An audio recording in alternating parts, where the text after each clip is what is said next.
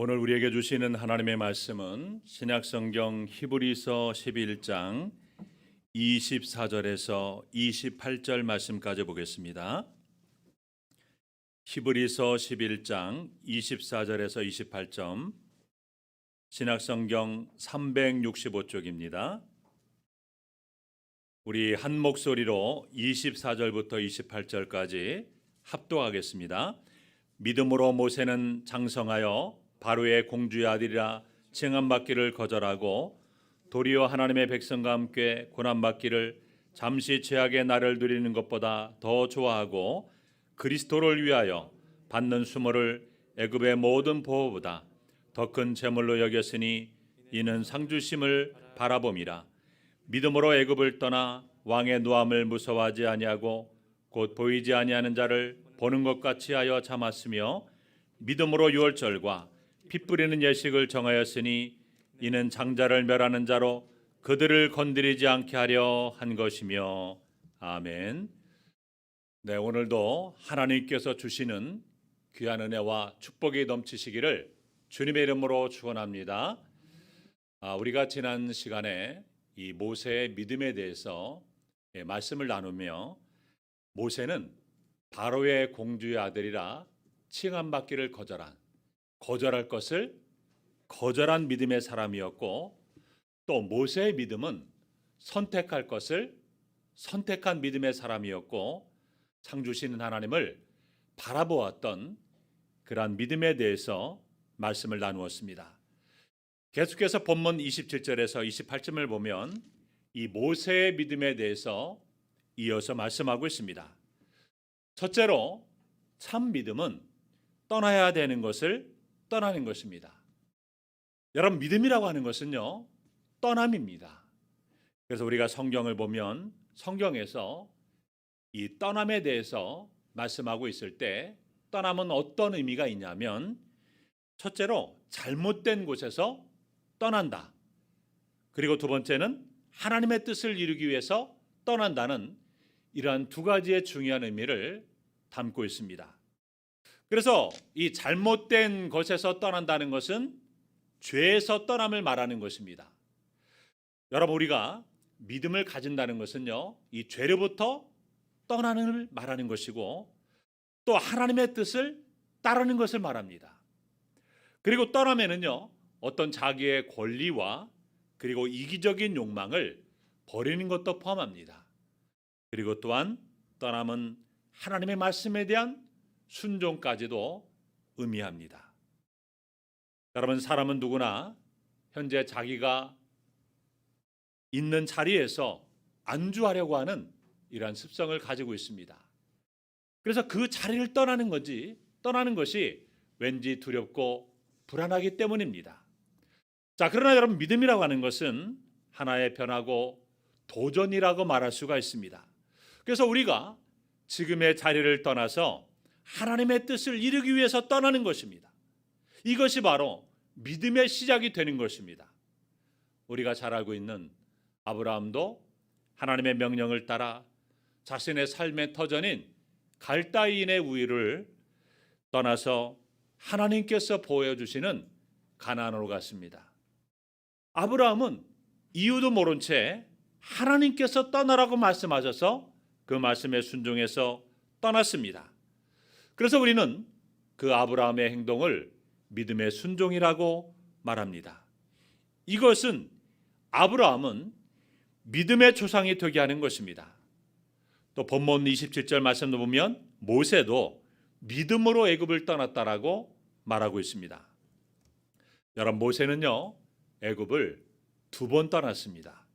한 번은 모세가 동족이었던 히브리인을 때리는 그 애굽 사람을 쳐서 죽이게 됩니다. 또 다음 날 동족인 히브리인 사람끼리 서로 싸우는 것을 보고 싸움을 말리게 되는데, 그 중에 한 사람이 모세에게 이런 말을 합니다. 내가 애굽 사람 쳐 죽인 것을 안다. 그렇게 협박을 하자 모세가 바로의 낯을 피해서 미디안 광야로 도망가서 살게 됩니다. 자, 두 번째는요, 애굽에서 430년 동안이나 종노릇을 하고 있었던 이스라엘 백성들을 이끌고 약속의 땅으로 떠나게 됩니다. 오늘 본문에서 믿음으로 애굽을 떠났다라고 그렇게 말하고 있는데요. 여기에서 말하는 떠남은 바로 두 번째 떠남을 말하는 것입니다. 여러분, 성경에서 이 애굽은요, 흔히 세상을 상징하는 곳입니다. 그래서 애굽은 하나님의 백성들이 더 이상 머물 곳이 아니기 때문에 바로 애굽을 떠나야 됩니다. 애굽을 떠나는 삶은 세상 사람들과 구별된 삶이라고 볼 수가 있습니다. 어느 날 모세가 이 미디안 광야에서 있을 때 하나님께서 모세에게 이스라엘을 구원하기 위해서 이 모세를 부르십니다. 자, 그런데 모세는 하나님의 부르심 앞에 이 핑계 저 핑계를 대면서 다른 사람을 보내라고 하며 회피했지만 결국에는 그 하나님의 부르심을 피할 수가 없었습니다. 그리고 이제 바로왕 앞에 서서 하나님의 말씀대로 전하게 됩니다. 이스라엘 하나님 여호와께서 이렇게 말씀하시기를 내 백성을 보내라. 그러면 그들이 광야에서 내 앞에 절기를 지킬 것이니라. 자, 그러나 바로는 뭐라고 말합니까? 여호와가 누구이기에 내가 그의 목소리를 듣고 이스라엘을 보내겠느냐? 나는 여호와를 알지 못하니 이스라엘을 보내지 아니하리라. 자, 그래서 이 모세와 바로의 본격적인 대결이 시작이 되었습니다. 여러분, 그 싸움은요, 단순히 모세와 이 바로와의 싸움이 아니었습니다. 전능하신 하나님과 그리고 애굽의 모든 잡신들과의 영적인 전쟁이 시작된 것입니다. 여러분, 애굽 왕 바로는 모세와 이스라엘 백성들을 애굽에서 쉽게 보내주지 않았습니다. 그래서 하나님은 모세를 통해서 10가지 재앙을 애굽 땅에 내리게 됩니다. 바로는 이 10가지 재앙이 다 애굽 땅에 내릴 때까지 10번씩이나 모세를 속이면서 이스라엘 백성들이 애굽 땅을 쉽게 떠나지 못하도록 붙들고 있는 것을 보게 됩니다. 모세가 바로에게 이렇게 말합니다. 이스라엘 백성들을 애굽에서 내보내어 광야에서 절기를 지키게 하라. 이렇게 말하자 바로 왕은 이스라엘 백성들이 하나님께 제사를 드리는 것을 허락하지만 애굽 땅에서 제사를 드리라고 그렇게 말합니다. 여러분, 이것은 무엇을 의미하는 것입니까? 오늘날로 말하면 교회는 나가지만 교회는 나가되 세상을 떠나지 말라는 사탄의 아주 교묘한 타협안입니다. 자, 그러자 모세는 단호하게 말합니다. 출애굽기 8장 26절 이하에 보면 모세가 이르되 그리함은 부당하니이다.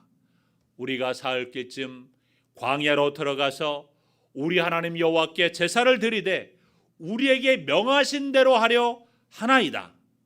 자, 그러자 바로 왕이 또 다른 타협안을 제시하면서 그러면 가기는 가되 너무 멀리 가지는 말라고 말합니다. 여러분, 이 말은 또 이 타협안은 어떤 의미가 있습니까? 너무 요란하게 믿지 말라. 믿기는 믿되 너무 깊게 빠지지 말고 그냥 적당히 뭐 주일날 한번 교회 나가서 형식적으로 예배드리고 그냥 헌금하고 오는 그런 썬데이 크리스찬, 그냥 적당히 믿는 그런 신앙으로 살아라는 겁니다. 자, 그것도 안 되니까 여러분, 바로가 또 뭐라고 말합니까? 장정만 가서 그러면 여호와를 섬기라. 자녀들은 데려가지 말라. 여러분, 이 말은 또 어떤 의미가 있습니까? 이것은 그냥 혼자 믿으라는 것입니다. 남편과 자식들까지 교회 끌어들이지 말고 그냥 혼자 적당하게 믿으라는 겁니다. 여러분, 모세는 바로왕의 이런 말을 또 단호하게 거절합니다. 자, 그러자 마지막으로 또 바로가 이렇게 말합니다.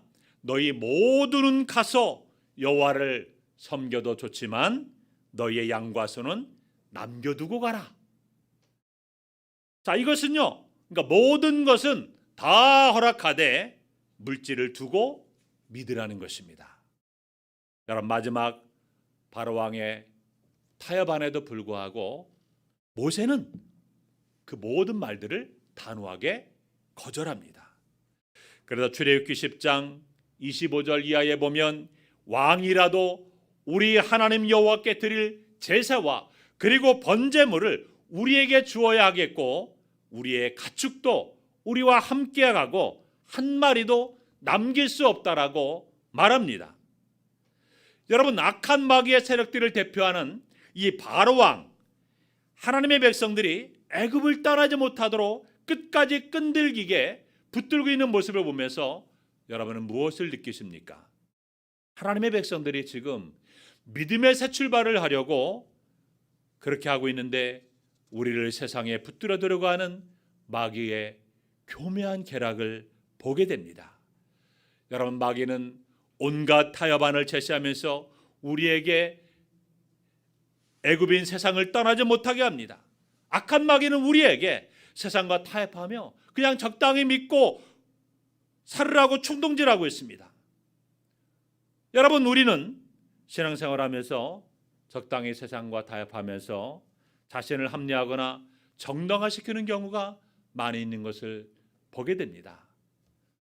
여러분, 우리는 하나님을 온전히 섬기기 위해서 이 세상의 잘못된 가치관과 그리고 사조를 단호하게 물리치고 세상 사람들과 분명히 구별된 삶을 살아야 되는 것입니다. 여러분, 우리가 믿음의 눈으로 바라볼 때 이것은 아니다, 그런 분명하게 선을 그을 줄 알아야 됩니다. 또 떠나야 할 것을 분명히 떠나야 됩니다. 끊어야 할 것을 분명하게 끊어버려야 됩니다. 이것도 아니고 저것도 아니고 떠나지 않으니까 여러분의 삶 가운데 하나님의 함께 하시고 또 하나님께서 일으키시는 새로운 역사가 일어나지 않는 것입니다. 여러분, 우리가 무엇인가가 단호하게 떠날 수 있는 믿음의 결단이 우리에게 필요한 것입니다. 여러분, 참된 믿음이라고 하는 것은요, 떠날 것을 단호하게 떠나는 것입니다. 지금 여러분이 온전히 하나님을 사랑하고 또 섬기지 못하도록 방해하고 붙잡고 있는 것이 있다면 그것들로부터 떠나는 것이 중요합니다. 그것들을 버리는 것이 너무나 중요합니다. 두 번째로 참 믿음이라고 하는 것은요, 보이는 자가 아닌 보이지 않는 분을 두려워하는 것입니다. 우리 본문 27절 말씀을 보면 모세의 믿음에 대해서 이렇게 나와 있습니다. 믿음으로 애굽을 떠나 왕의 노함을 무서워하지 아니하고 곧 보이지 아니하는 자를 보는 것 같이 하여 참았다고 했습니다. 여러분, 모세의 믿음은요, 보이는 사람이 아닌 보이지 않는 분을 두려워하는 믿음입니다. 여러분, 모세가 믿음을 가지니까 애굽 왕 바로를 더 이상 두려워하지 않았습니다. 왕의 노함을 무서워하지 않았습니다. 여러분, 애굽 왕 바로는요, 절대 권력자였습니다. 아주 대단한 권세를 가졌습니다. 그의 말이 곧 법입니다. 그래서 그의 말 한마디면 사람을 죽이기도 하고 또 살릴 수도 있었습니다. 그는 스스로를 완전히 신처럼 여겼습니다. 그래서 애굽 백성들은 바로를 신처럼 떠받들었습니다. 그런 바로 왕의 노함을 무서워하지 않는 사람이 아무도 없었습니다. 애굽 백성들도 왕의 노함을 두려워하는데 히브리 노예들은 어떻습니까? 더 두려워 벌벌 떨었습니다. 자, 그런데 모세는 눈에 보이는 사람이나 권력을 무서워하지 않고 눈에 보이지 않는 분, 즉 하나님을 두려워해서 바로 왕이 아무리 협박을 하고 위협을 해도 담대하게 애굽을 떠날 수가 있었던 것입니다. 그러면 그런데 모세도요, 처음에는 눈에 보이는 사람, 이 바로의 노함을 무서워했던 적이 있었습니다. 그는 지난날 애굽에서 자기 백성을 때리는 애굽의 관리를 죽인 일이 있었습니다. 그 애굽의 현장 감독을 죽인 일로 인해서 그는 살인범으로 지명수배가 내려졌습니다. 그래서 바로 왕은 모세의 숨겨졌던 신분과 그가 범한 모든 죄를 알게 되었습니다. 그래서 애굽 전역에 살인범으로 그리고 반역죄인으로 지명수배를 내리고 그를 죽이려고 애굽을 샅샅이 뒤졌습니다. 그래서 모세는 바로가 죽일 것을 너무나 두려워서 애굽에서 도망쳐 미디안 광야로 도망가게 됩니다. 그곳에서 40년 동안 살았습니다. 자, 이렇게 모세는 처음에는요, 다른 사람을 두려워하고 바로왕을 두려워하고 보이는 사람을 무서워했던 그런 사람이었습니다. 그리고 하나님께서 모세를 부르시고 애굽에서 바로에게 종노릇하고 있는 백성을 구원하라는 사명을 주셨을 때 이 핑계, 막적 핑계를 대면서 주저하게 됩니다. 자, 그런데 출애굽기 4장 19절 말씀 보면 여호와께서 이런 모세에게 나타나 이런 말씀하십니다. 애굽으로 돌아가라. 내 목숨을 누리던 자가 다 죽었다라고 말씀하셨습니다. 여러분, 모세는 더 이상 하나님의 소명을 거부할 수가 없어서 이제 막상 애굽으로 어떻게 하려고 했을 때 갑자기 지난 날의 죄가 생각이 났습니다. 그 모든 내막을 알고 있었던, 그를 죽이려 했던 바로왕이 두려워지기 시작했습니다. 그가 애굽에 가면 바로왕 앞에 서기도 전에 살인범으로 체포되어 죽임을 당할 것이 뻔했습니다. 바로왕에 대한 두려움과 염려가 완전히 그의 마음을 사로잡고 있었습니다. 그래서 모세는 장인 이드리에게 작별 인사까지 다 한 상태에서 출발하지 못하고 주저하고 있었던 것입니다. 자, 그런데 하나님께서 내 목숨을 누리던 자가 이제 다 죽었다라고 말씀하십니다. 애굽에 지난날의 문제를 가지고 이제 송사하고 참수할 자가 한 명도 없다라고 말씀하셨습니다. 그러므로 지난날의 실수 때문에, 그리고 너를 무너뜨리고 대적했던 사람들 때문에 두려워하지 말고 이제 용기를 갖고 믿음으로 가라고 말씀하고 있습니다. 여러분, 모세는 미디안 광야에서 40년 동안 훈련을 받았어도 여전히 사람을 두려워하고 사람의 눈치를 살피는 연약한 존재였습니다. 그런데 이 모든 핑계에도 불구하고 하나님께서 모세를 부르셔서 바로에게 보내실 때 어떤 일이 났습니까? 출애굽기 5장을 보면 다 이렇게 겁 많고 바로왕을 두려워했던 모세가 바로 앞에 당당히 서서 내 백성을 보내라고 그렇게 말합니다. 완전히 달라진 그의 모습을 보게 됩니다. 여러분, 어떻게 이런 일이 벌어졌을까요? 모세가 하나님을 경험했기 때문에 그렇습니다. 모세가 바로왕과 그의 노함을 무서워하지 않았던 이유는요, 보이지 않는 하나님을 믿었기 때문에 그렇습니다. 보이지 않는 하나님을 경험했기 때문에 그렇습니다. 그는 하나님을 알게 되었습니다. 왕 중의 왕이신 하나님을 알았습니다.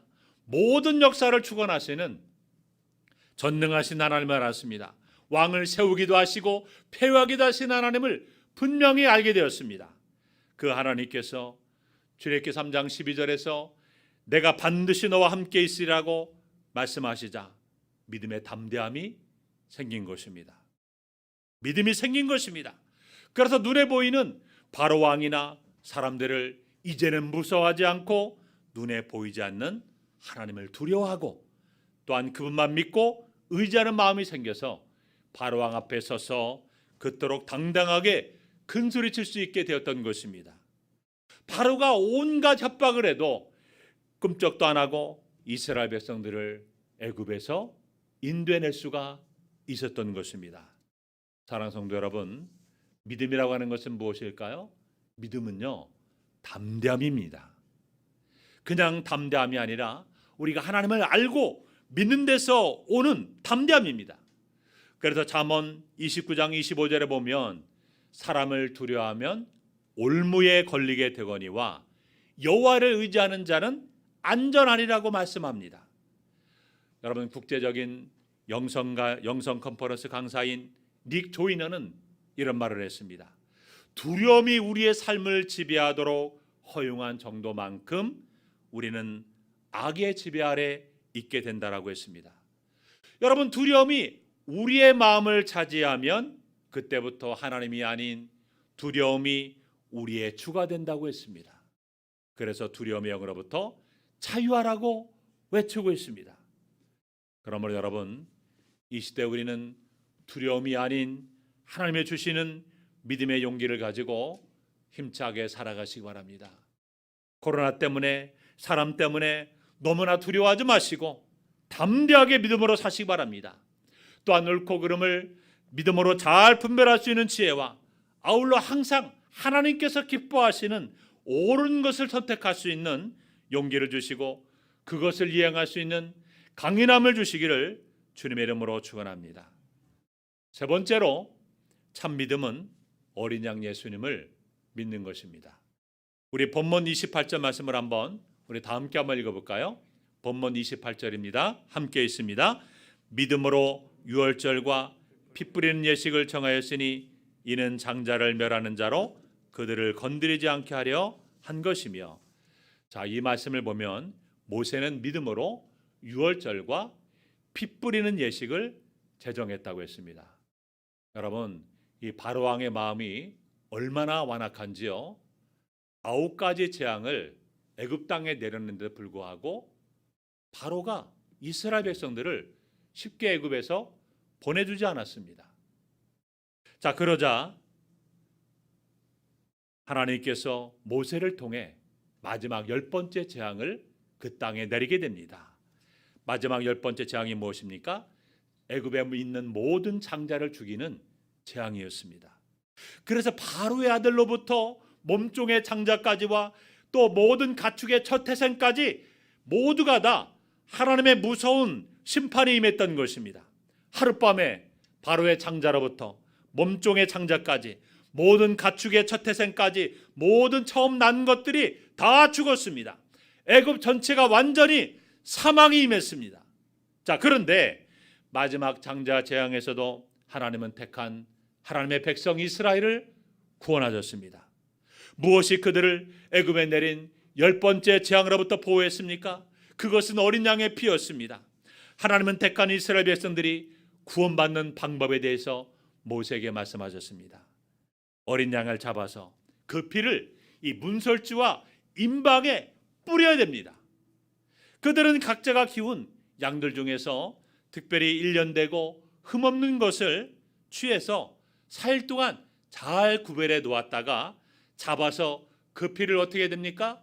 문설주와 임방에 다 발라야 됩니다.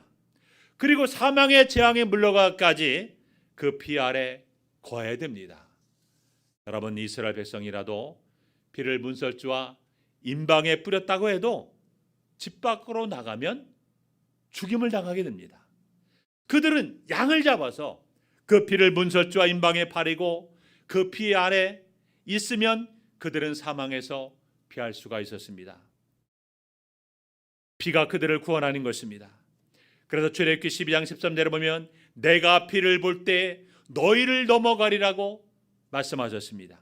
자, 여기에서 넘어간다는 말씀은요, 간과한다는 말씀인 것입니다. 무엇을 보고 넘어갔습니까? 문설주와 임방에 발라진 어린 양의 피를 봅니다. 하나님께서 보시는 것은 오직 피였습니다. 여러분, 여기에서 유월절 어린 양은 하나님의 어린 양이신 예수 그리스도를 보여주는 예표입니다. 그래서 사도 요한은 예수 그리스도를 가리켜서 하나님의 어린 양이라고 했습니다. 하나님께서 우리를 위해서 친히 준비해 두신 어린 양이라는 뜻입니다. 하나님은 애굽 땅에 있는 자들을 심판하실 때 그 문설주와 임방의 어린 양의 피가 뿌려져 있는 집안은 그냥 넘어가셨습니다. 왜 넘어가실까요? 그 죄 없는 어린 양이 그들의 죄를 위해서 대신 죽었기 때문입니다. 여러분, 그 짐승의 피가 하나님의 백성들을 구원하는 것은 아닙니다.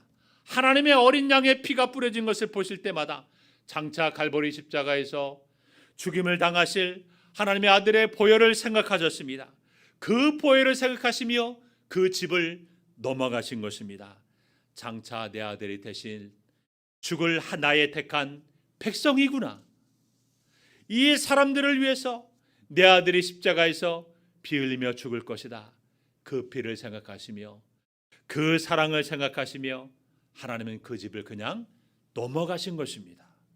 그래서 이스라엘은 어린 양의 피, 장차 십자가에서 죽으실 하나님의 어린 양 대신 예수 그리스도의 보배로운 피로 사망에서 구원을 받은 것입니다. 모세는 하나님께서 말씀하신 대로 어린 양을 잡아서 피를 문설주와 임방에 바르게 했습니다.